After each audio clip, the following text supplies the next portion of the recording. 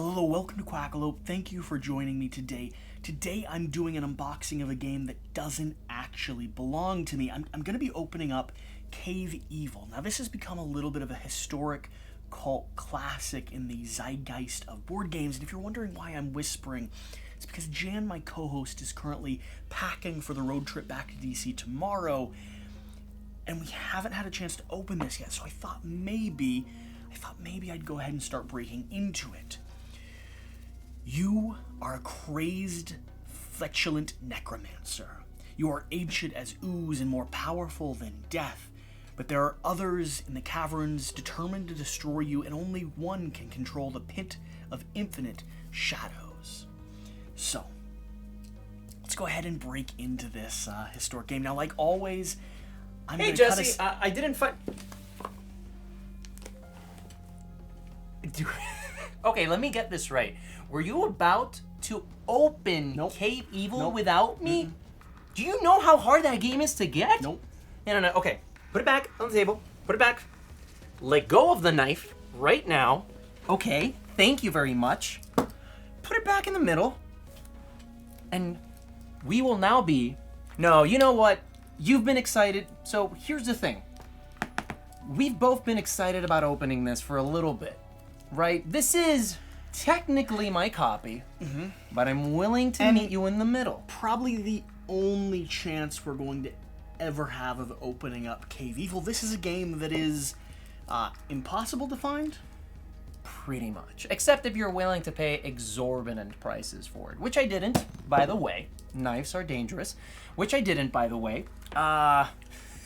Yes, take it. I think it's the dark theming that's making me a little bit more loose with a knife. So like all of our unboxing videos, we know enough about this to talk about the way it plays as we take it out of the box, but part of what we wanted to do here was really, for historic purposes... Yeah, honestly, it is for historic purposes. Open up and share and show off a game that is old. I mean, we're talking 2013. Talking 2013 when it was published, entirely out of print, made by an indie publisher, and in all reality, has a bit of a cult following, has a bit of a historical place in the realm of dark cryptid games. Yeah, I've been very excited about this. This, as you said, it's so incredibly rare. By the way, the publisher is Emperors of Eternal Evil. I guess we can talk about it once we get to opening it. Sure, let's start digging into it. I'm gonna do the first tear. What are you doing? I'm gonna give it back to you, but let me do the first tear. Oh man, should we do this? I'm getting nervous. People, Jan, this is so rare. There's a couple hundred people. No, really, it's not 100. There's a couple hundred people on BGG with this on their, like, buy it now list. If you post it now, if we don't even have to put this video out. Okay. I'm listening. Sell it as new in shrink.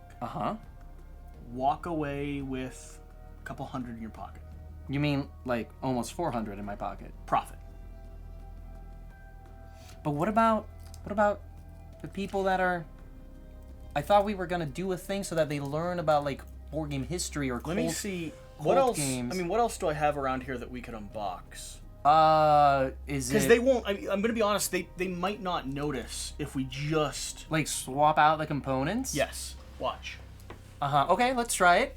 Let's give this a swing. Oh dear God. What is it?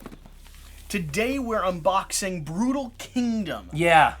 More or less Cave Evil. Exactly. But just in a small smaller box game. Yeah, this is going to be a game all about betrayal. One of Matt's favorite betrayal and bluffing games that's out there. Jesse, wait, Jesse. Of heart. I'm starting to get a little bit of remorse here. I feel a little bit guilty. We made a promise. Bring Cave Evil. Bring it. No. Bring Cave Evil.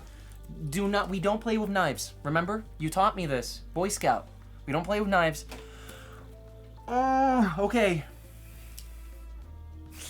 Something's gonna crash very soon. Probably a representation of this horrible thing we're doing.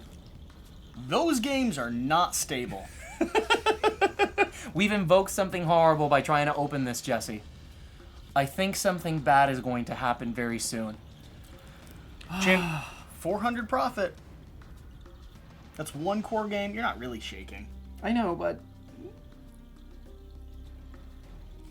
No, now it's only worth 350. No, finish it. Finish it. I'm all right. Finish it.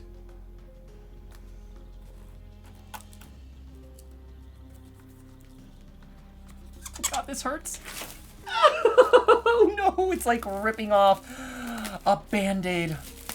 I mean, you've had this on your shelf for maybe 6 months now. Oh, wait. No. Maybe I can salvage it. Maybe, no. Okay, wait.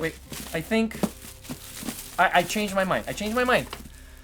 Oh, it doesn't work, does it? So, Jan, tell the people, what is cave evil? I got this. No, what are you doing? Okay, that's actually more terrifying than the actual theme of this game. Okay. I popped the bubble. You almost popped my nose, too. No, I was super far away. It was like here. What is this game? It's a game that's not worth anything. No, it's where still, we were close. It's still worth like $350. Oh, but it wasn't shrink. I mean, the more I touch it, the less it's worth. Oh, yeah, you do tend to devalue the things you come across. You're right. So Cave Evil is a war game, a very strange one at that.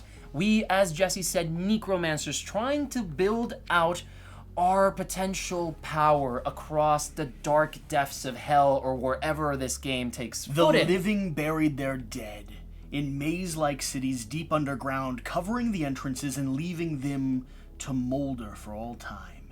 Yet the shadow flame burns deep within the abyss, and evil never sleeps. The dead and the demons who feast upon them found infernal life in this black world, and it created a domain of their own, presided over by the Emperor of Eternal Evil, Master of the Infinite Shadows, and his millions of minions. No! No! How dare they, craven ghouls? It was my work, my toil, mine! They follow me. They seek my treasures, my hoards, and my ghastly knowledge. I'm the more rotten lich, the married master of ultimate corruption.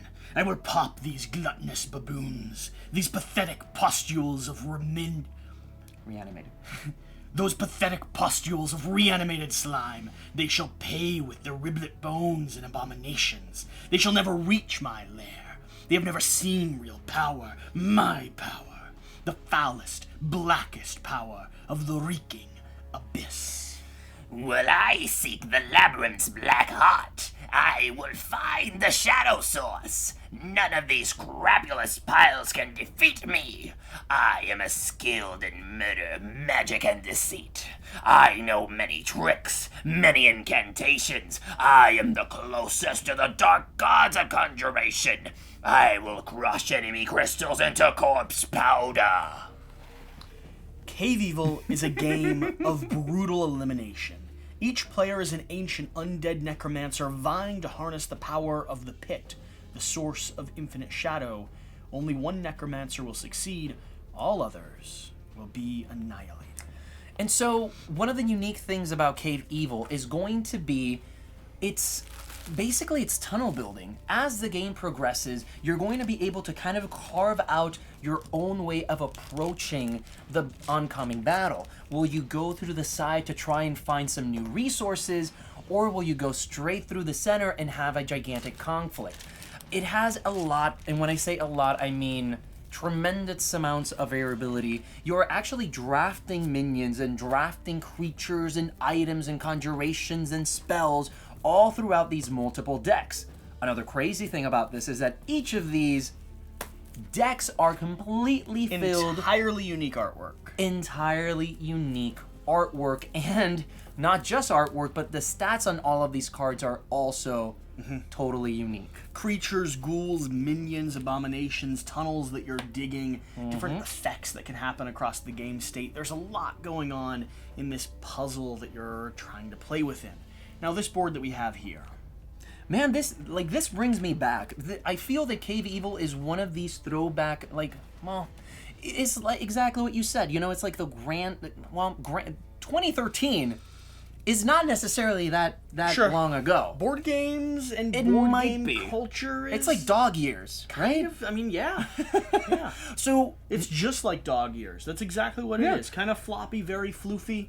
this is what games were before on Kickstarter. Like, this is it. It's true. Indie publishers trying to make a dream happen, Yeah. using whatever resources they had available in today's market. This would have been like crazy overproduced Kickstarter with tons of dark, ominous miniatures trying to wreak havoc. You probably not even have squad markers, you had actual squad miniatures. Oh my gosh, it's so different. And so here we have all the types of resources and the different tunnels that we're going to be building as we progress throughout the game. Oh man, you have the rubble that you use to try and determine and create new tunnels. Pretty good cardboard, too. to be Yeah, honest. right, Like, for- not for a indie publisher putting things out, like, sturdy enough for me to be happy with. Yeah, for sure. Look at this. See? So these are the tunnels that you're building little by little, trying to kind of expand your empire as you move towards. These are going to be our bases where we actually begin the game. Every necromancer, depending, because this is mostly a scenario-based skirmish game. Every necromancer is going to start on one of these tiles and then slowly expand throughout this dark and sinister place in the nether. And then you're also going to have these other tunnels, these pits, where other creatures and demons start summoning up that you have to deal with or harness or recruit into your troops to then go conquer and take over your opponent. Now, like you said, the tunnel and route building in this is going to be interesting. We'll have this set up in just a moment to show you how that works, but you're going to be building and digging in these underground crypts and caverns as a way to path and maneuver and reroute your troops or surprise the enemy.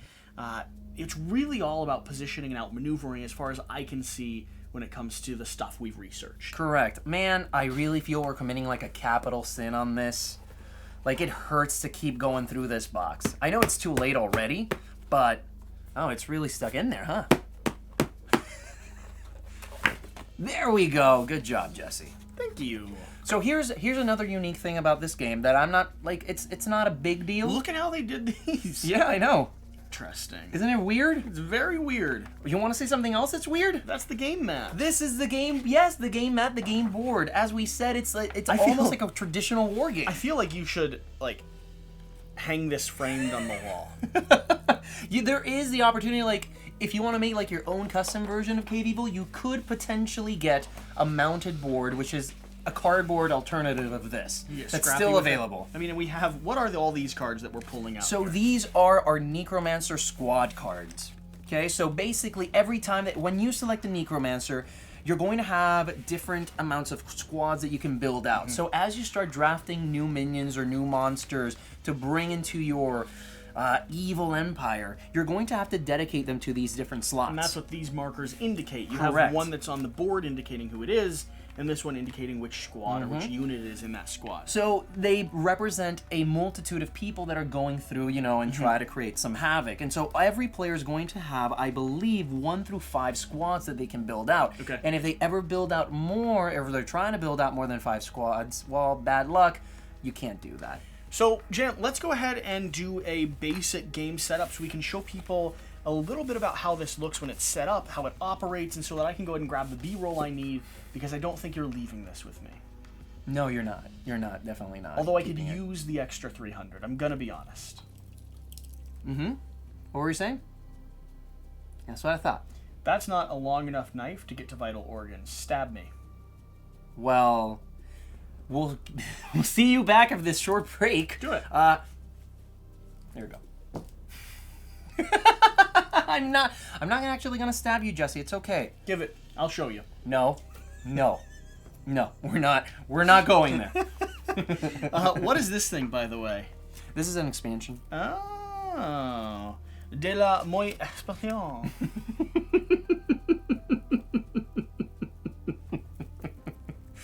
Give me this, Jesse. 18 new cards, 1 mini map, Chaos Hell, and MS-17 play map. Okay. All right, Jan, so we took the time to go ahead and set up. You read through the did. rulebook a little bit. little I bit, just have to say The minis in this are impressive, and I personally cannot wait to fight the Phoenix. Jesse, that doesn't belong here. Why? It's not gruesome enough for this game. Vast black expanse where I can scour the realm with my heroic necromancers and slowly tear apart a bird limb from limb? It's not disgusting enough. It's not gory enough. Like, have you seen the artwork on these cards? It's, look at this thing. The Corroded Ogre.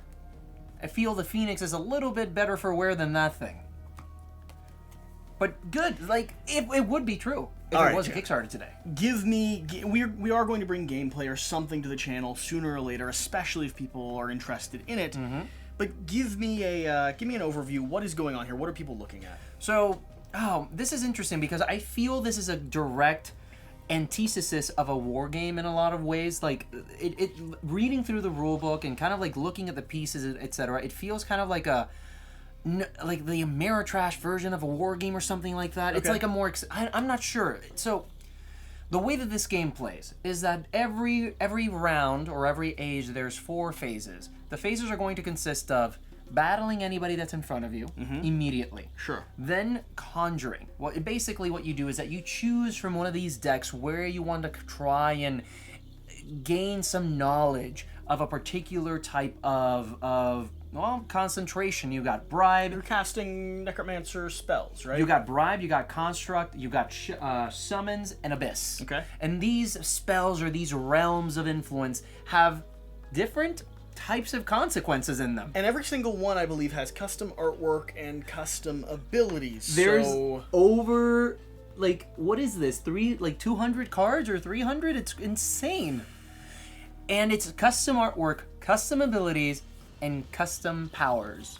Probably by the grand majority of those. And there's items, there's events that happen. Every deck is a little bit unpredictable, and the coolest thing about each deck is that every single deck also represents resources that you're going to need in order to summon or invoke all of these horrendous and horrific creatures that you're trying to bring in to control and take control of this nether realm. Well, and you as a necromancer will be summoning them and adding them to your tableau here. You're going to be building squads of creatures that can not only move around the area, fighting with each other. We'll go through fighting mechanics in just a bit, but you're also going to be able to dig. Yeah, and that's really interesting because one of your squads you might want to dedicate to just digging, while other squads you might want to dedicate to just battling. Yep. And so the way that tunneling works is also kind of like not really dependent on the player. All of these are also unique with their own consequences and places that you're able to excavate out.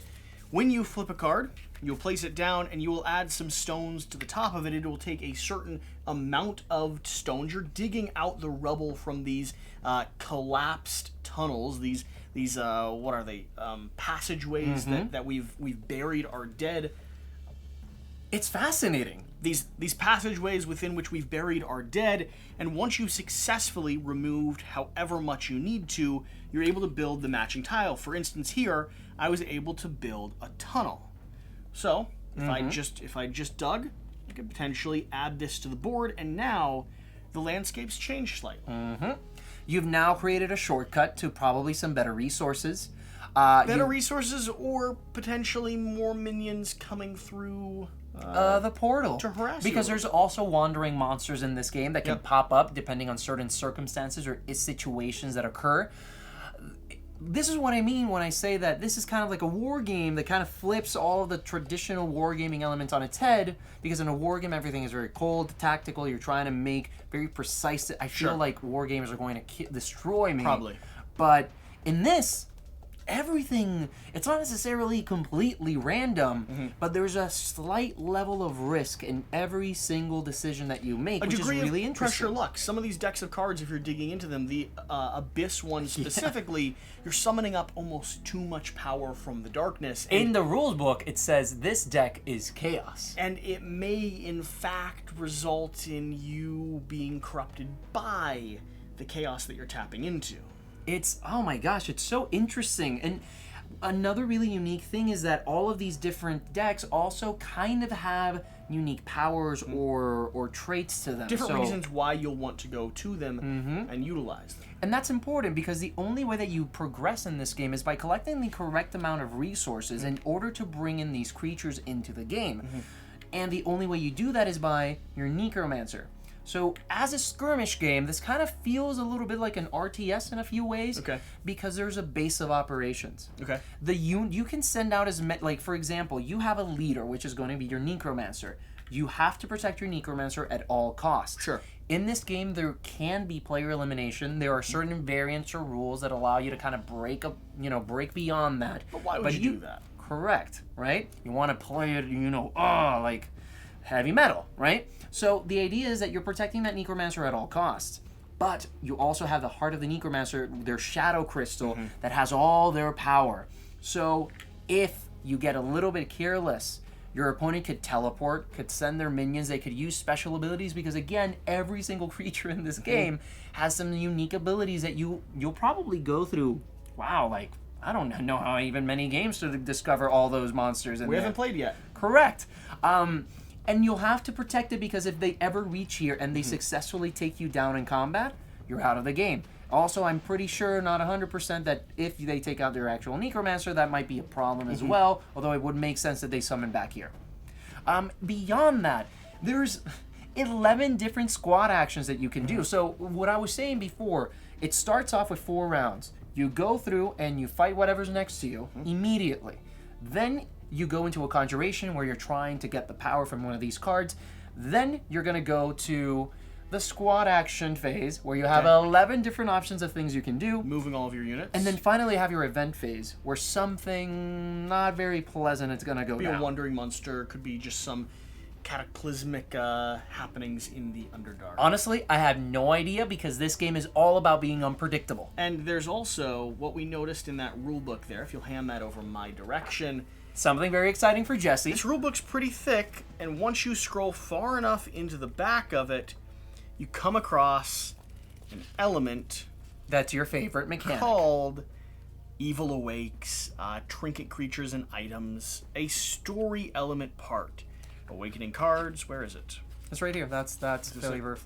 You come across piles and piles of additional flavor text all the way back here, just in case all the weird custom twisted artwork and unique cards and everything you're looking for Wasn't enough. They've built a whole weird cryptid world for you to explore, which I think is probably one of the elements that people love about this game. I feel like the people that have fallen for it, rated it so high on BGG, have done so both because the mechanics genuinely seem interesting and fun, but also, I mean, this is just a universe. There's just one weird, twisted mind. And speaking of weird, the combat is going to be one of the most interesting things in this game.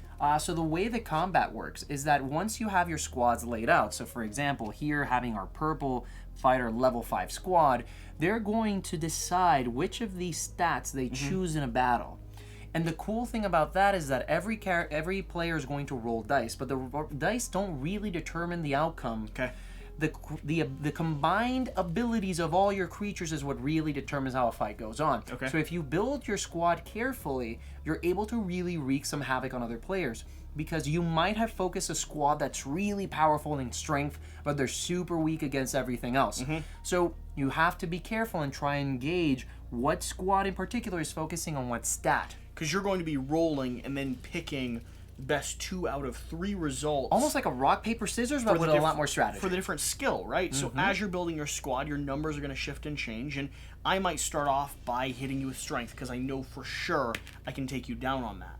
And I do. But then it's your turn to decide what you defend or strike back with, and there's a rinse and repeat, an action and a reaction. There's a limitation there, though, because depending on what skill out of this hexagon that you choose, you can only choose the 2 adjacent skills. There's a little bit of strategy of which one you make. Like, for example, you could say that your strength was your strongest one, so you could leave it a little bit at the end and then use some special abilities that your opponent wasn't expecting. But your opponent could also potentially avoid choosing something next to your strength, specifically because they don't want to give you the option of utilizing it. You might go for more balanced, a little bit closer mid-rolls, just to guarantee the probability ability is higher without one guaranteed hit, because it's still going to be best 2 out of 3. And I feel that that's a big, I feel that's an incentive almost to get people to fight more often, because the attacker seems to have the advantage of trying to choose where They set the pace. Exactly. They set the pace. And the final thing is the resource collection and management. Remember when we said you only get to create these creatures by fulfilling the conditions that are on the bottom of the cards. So your creatures have to sometimes pick up things and bring them to you so that you have access to it. Okay. So you're almost creating a supply chain in addition to having a war game and in addition to trying and taking down your opponent. So there's a lot of really fascinating elements in this. I'm excited that you chose to open it instead of cashing it in for a couple $100. I gotta be honest, I'm looking forward to trying it. I'm not sure how it'll hold up. I'm not sure in terms of the lineup of games we've played where it will position itself, but it's doing a lot of things right. It has my interest. Exactly, and honestly, for a game in 2013, Sure. that's more than you can ask for. Yeah, I mean, I gotta say, I wish they were ever considering bringing it back. Hey, if we get enough attention, maybe Emperors of the what is it? Probably the evil Emperors of Evil, or it's a unique name. Yeah, so maybe the Emperors of Eternal Evil might consider I don't to bring it back. Jan, they've had a bit of a cult following and enough people asking for a while. This is an expansion. It is a mini Published expansion. in 2019. I hear what you're saying. So hey, maybe there's a shot that we can bring this heavy metal classic back in some way. I don't know. I hear what you're saying. Well, let's play it first. That's true. Play it first That's before we start demanding another launch. Let's get this one to the table. And with that being said, if you made it this far into the video, and if you want to hear what our actual thoughts are on this game, there's 2 ways for you to determine. First off, I am sure the very first time we play it, it will be a podcast episode of Played It Once. oh yeah, for sure. Where we break down our first experiences with the title. Look down below for a link to our podcast. We have a podcast network, we produce things, it's a thing that happens. Second thing, hit that subscribe button, because again, we fully intend to bring this back to the channel in some form, either a full critical review, or a in-depth gameplay, or just a more strategic how to play an overview when they finally announce that they're bringing it back to Kickstarter. Yep. And they need our help to, to bring it back. Yeah, that'd be fantastic. And I just want to say that for all the veterans Cave Evil players out there, if we did make some type of mistake in the description, we haven't played the game yet. Correct. It's something very new to us. We just got it in. We just wanted to bring it here. And also, I didn't do any of the research. It was all Jan's fault if we made any mistakes at all. He actually owns this copy of the game. So as far as I'm concerned, it's not even my... But hey, if you want to teach us the game... I cut. Oh, you did? Yeah. Oh, well, what about the... I cut when you waved. Oh, okay, so no remember the important thing? Nope. Do you ever do that? Sometimes.